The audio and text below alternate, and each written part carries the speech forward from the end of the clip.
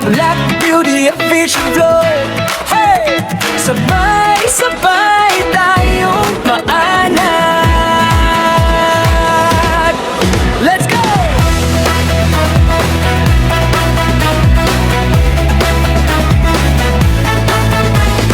Sa bawat araw na ating ginising, may kwento ng buhay na gustong sabihin. Pagkain, saya, aral ng mundo, overview man o saan man naroon tayo.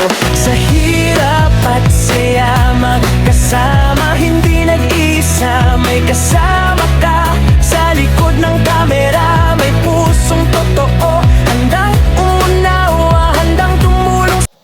Akala mo, random lang ito ang dosing lihim ng airport na hindi alam ng mga pasahero. Iniisip ng karamihan na napapansin ka lang ng airport kapag nasa harap ka na ng counter.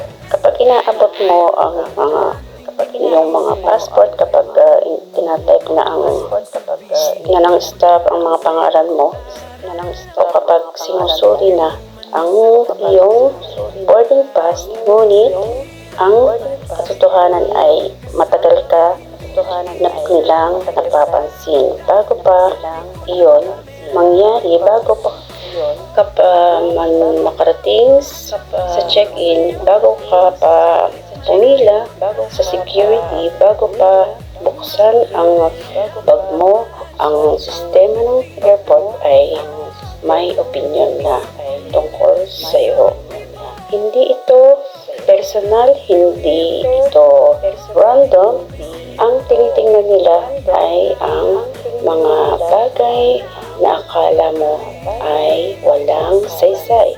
Kung paano ka manamit, kung paano ka maglakad sa loob ng terminal, kung ikaw ba ay relax o tensyonado, kung paano ka pumila, kung nagmamadali ka, kung mag-aalangan o masyadong alerto.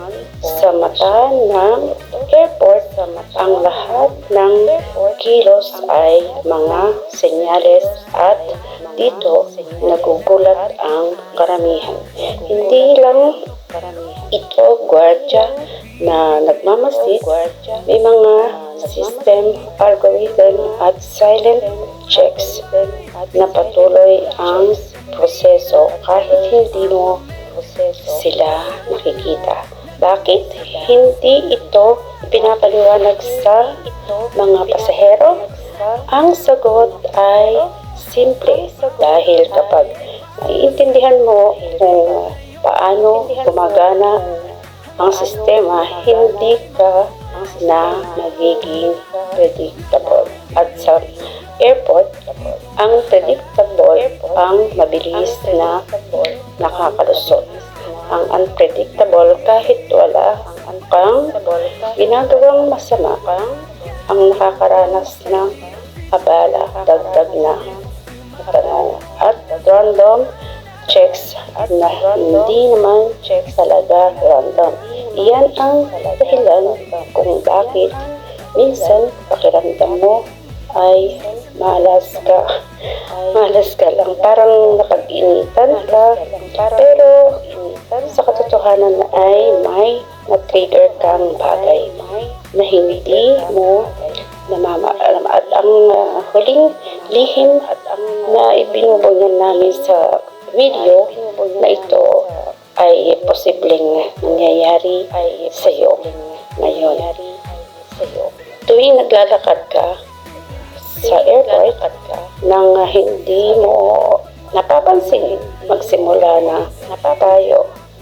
Number one, ang suot ay pwedeng maging dahilan para pahintuin ka. Maraming pasahero ang nag-iisip na ang pananamit sa airport ay tungkol lang sa komportable o estilo. Pero sa loob ng airport, ang suot mo ay hindi fashion data.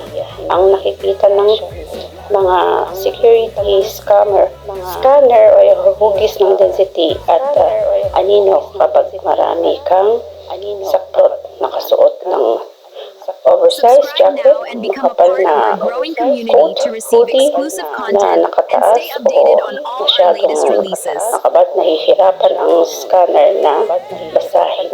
Ang malinaw na outline ng iyong katawan at kapag may hindi malinaw, automatiko itong humihingi ng atensyon ng tao. Doon magsisimula ang tinatawag nilang random pat down.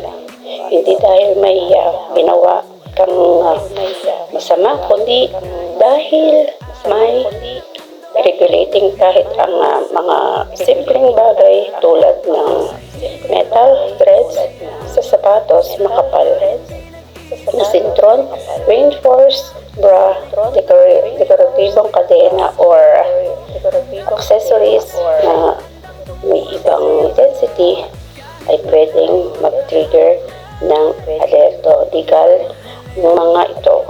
Pero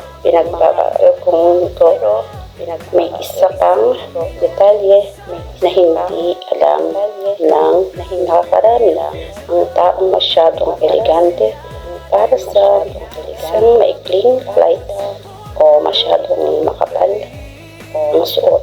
Kahit mainit ang destinasyon ay mas kapansin-pansin, hindi dahil bawal ito, kundi dahil hindi ito tumutugma sa inaasahan. Ang lihim ng mga bihasang manlalakbay, ang pinaka-ambiguous na suot ay boring neutral na kulay. Sakto ang sukat pero hindi masikip. Kakaunting metal, walang drama, kakaunting hindi ka dapat magmukhang kahina-hina. Mas mahalaga, huwag kang maging memorable at sa airport. Ang pinakamasaraping biyahe ay para sa taong walang dahilan para maalala. Hindi ito tungkol sa pagiging magandang suot na ito ay para hindi mapansin sa airport. Ang hindi pinapansin ang unang nakakalusot.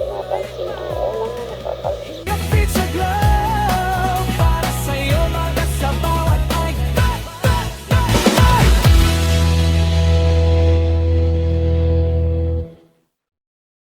Subscribe now and become a part of our growing community to receive exclusive content and stay updated on all our latest releases.